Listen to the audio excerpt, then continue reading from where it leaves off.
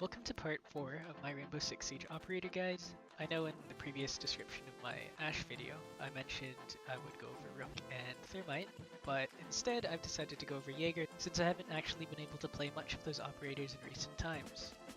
Finally, school has ended, so I can get right into making a lot more guides for you guys and hopefully catching up on the operators, because there are a lot of them.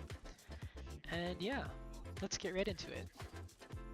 In Rainbow Six Siege, Jager is a 3-speed, 1-armor operator who comes equipped with a special gadget known as the ADS system, or Active Defense System. In the game, the Active Defense System is a placeable gadget, which destroys grenades when they are tossed within a 5 or 6 meter radius from the gadget. Each ADS can take down up to 2 grenades before they become useless, and are great for entrenching operators at important defensive points. Jager doesn't just get one of these systems. He gets 3, so the effects of 6 grenades can be nullified if the ADSs are placed properly. In my opinion, this gadget is one of the best that the defenders have to offer, as it is both a passive gadget and the sole counter to grenades which defenders have. Moving on to primaries. The first primary weapon which Jager has at his disposal is the 416 carbine.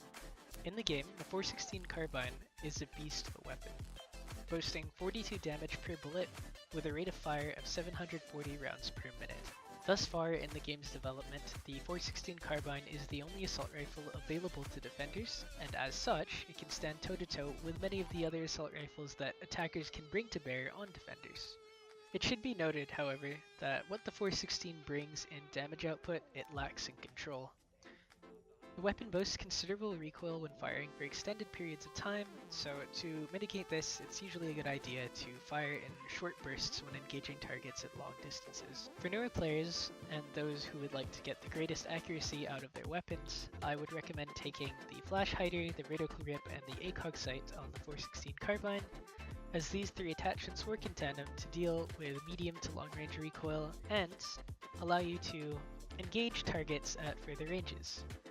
Personally, I would always recommend taking the ACOG sight on the 416 carbine, as Jager is one of the only 2 3-speed operators who can actually get an ACOG on defense, so it's usually a good idea to take advantage of this.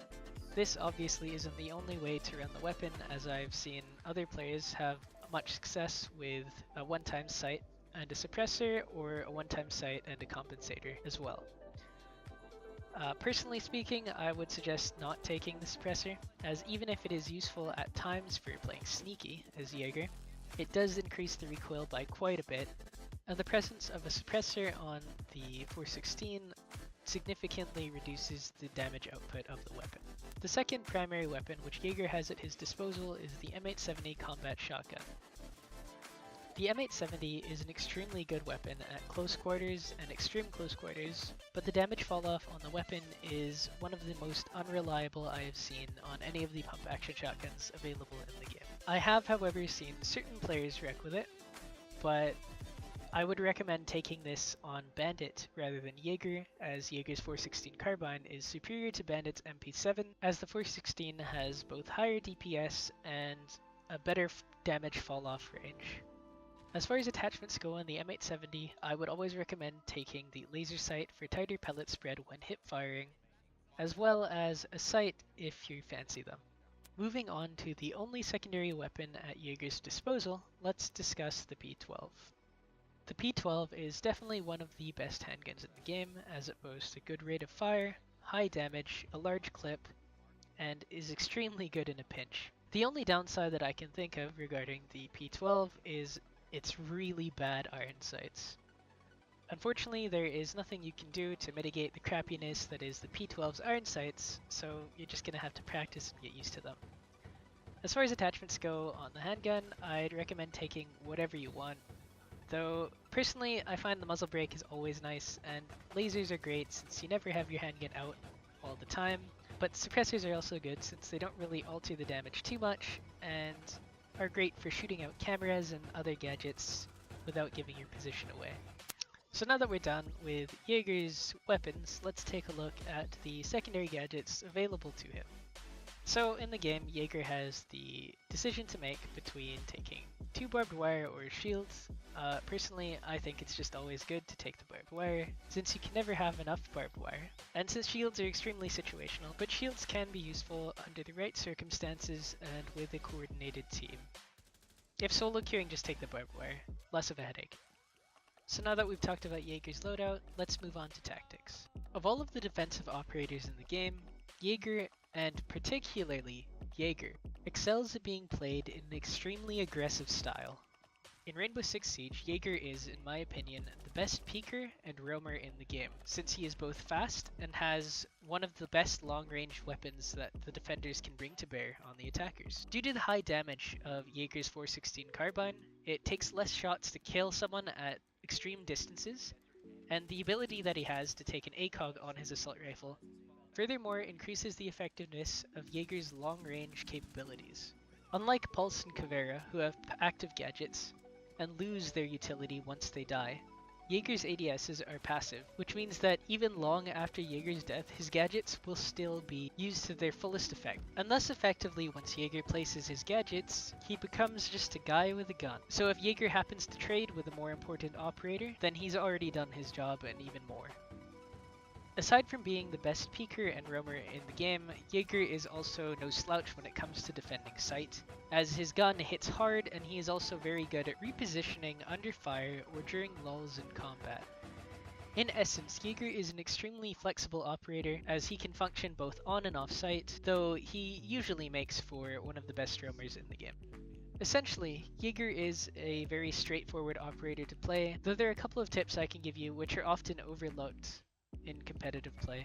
First of all, Jager excels at using kill holes as his ACOG sights extra magnification, and the high damage provided by the 416 carbine coupled to make an extremely good surprise weapon. Because Jager has an ACOG and most attackers run ACOGs, Jager should theoretically be able to see his opponents before they see him when peeking through a kill hole, and thus the element of surprise should typically be in Jager's favor when setting up sneaky kill hole traps. Another tip I have for roaming, I suppose in general, would be placing your barbed wire in locations where the attackers would be likely to push, as well as using barricades and other things to entrench a position which is necessary to push the objective itself. So you can imagine this as a sort of way for you to extend your team's influence on the map itself, instead of roaming aimlessly in search of prey to kill. While doing this, you'll notice that you'll typically burn more of the opponent's time if you play conservatively, and due to your proximity to site, you should also be close enough to get support from your teammates if you absolutely need it. It's important to keep in mind that as a roamer, your job is to play time and to burn enemies' time rather than get kills. So by staying alive and playing more conservatively as a Jager roamer, your team has a lot to gain from your efforts. So don't get picked too early if you can help it. So in conclusion, Jager is an extremely versatile defender. He can excel as a roamer or as a peeker, but is also flexible and can perform other roles like anchoring. In my opinion, he is always a good pick as his gadget is very unique and is currently the only counter to grenades that the defenders have.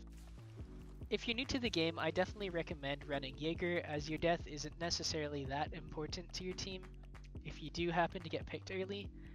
Though I would say don't get too greedy with spawn kills and peeking because Jagers are usually the first to kill and also the first to be killed. So play conservatively and never do the same peek twice in the same game. I hope you learned something new from this, and I'll be covering some more operators pretty soon in the future, so yeah, thanks for watching and stay tuned for more. All day, every day. All day.